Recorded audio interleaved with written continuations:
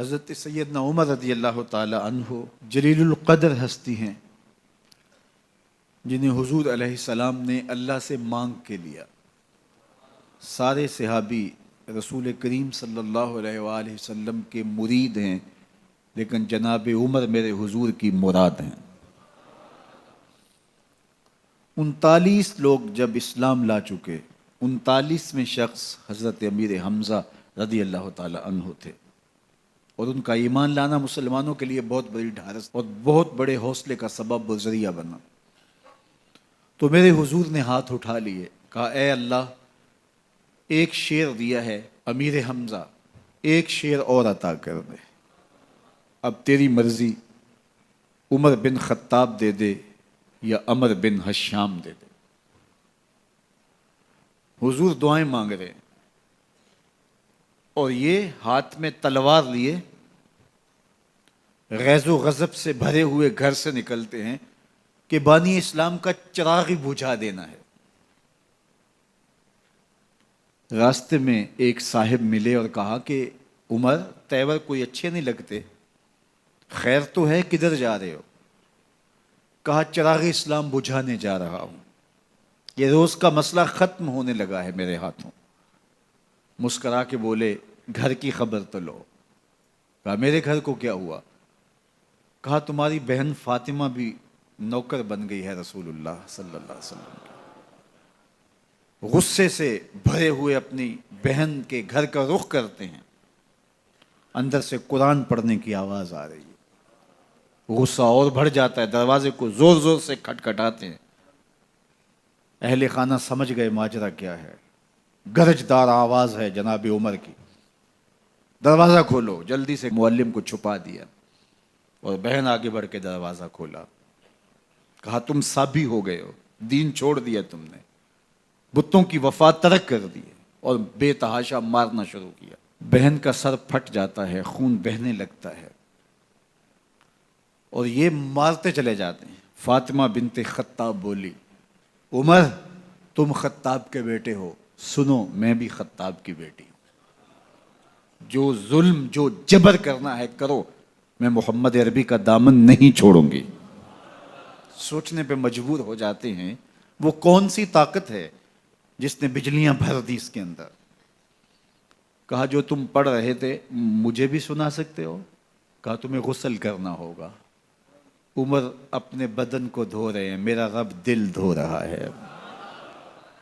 اتنے میں معلم بھی قرآن لے کر آ جاتے ہیں اور قرآن کی تلاوت ہونے لگتی ہے۔ طٰہٰ ما انزلنا علیک القرآن لتشقیٰ، 14ویں رات کے محبوب چاند، ہم نے قرآن اس لیے نازل تو نہیں کیا تھا کہ تم مشقت میں پڑ جاؤ۔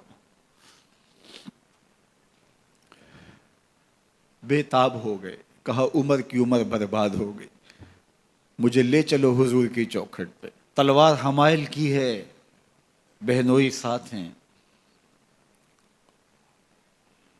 اور حضور کی بارگاہ میں حاضر ہو رہے ہیں۔ دروازے کے سوراخوں سے دیکھا تو صحابہ تشویش کا اظہار کرنے لگے کہ عمر آ رہا ہے، تلوار حمائل کی ہے، ارادے اچھے نہیں لگتے۔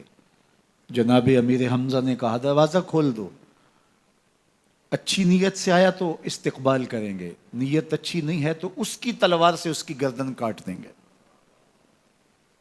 حضور کے سامنے جا کے بیٹھ گئے، گلے میں کپڑا ڈالا تو حضور نے پکڑ کے کہا عمر ابھی وقت نہیں آیا کہ تم اسلام لے آؤ؟ یہی وقت تھا عمر کے اسلام لانے کا۔ لبوں پہ کلمہ جاری ہو گیا، اللہ اکبر کی صدا اس زور سے گونجی کہ مکے کی گلیاں گونجنے لگیں۔ اسلام لانے کے بعد حضور سے پوچھتے ہیں حضور کیا ہم حق پر نہیں ہیں؟ فرمایا ہم حق پر ہیں۔ اللہ کا دین سچا نہیں ہے؟ کہا اللہ کا دین سچا ہے۔ آپ اللہ کے سچے نبی نہیں ہیں؟ فرمایا میں اللہ کا سچا نبی ہوں۔ تو کہا پھر ہم چھپ کے عبادت کیوں کریں؟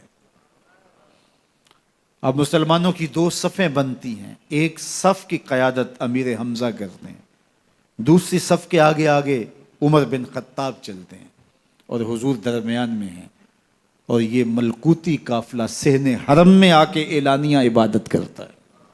حضرت عبداللہ ابن مسعود رضی اللہ تعالیٰ عنہ فرماتے ہیں عمر کا اسلام لانا اسلام کے لیے عزت کا سبب بنا، اسلام کے وقار کی علامت بن گیا۔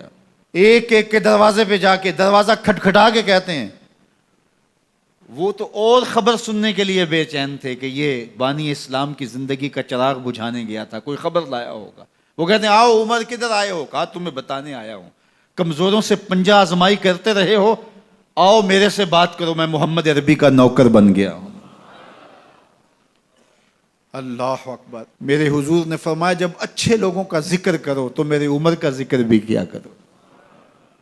میرے عمر کی زبان پر حق بولتا ہے، سچ بولتا ہے۔ ان الشیطان یفر من ظل عمر، عمر کے سائے کو دیکھ کے شیطان بھاگتا ہے۔ اللہ اکبر۔ اسلام لائے تو زندگی کی ایک ایک سانس اسلام کے لیے وقف کر دی، حضور کا پہرا دیا، حضور کی ناموس کا پہرا دیا، حضور کی شریعت کا پہرا دیا۔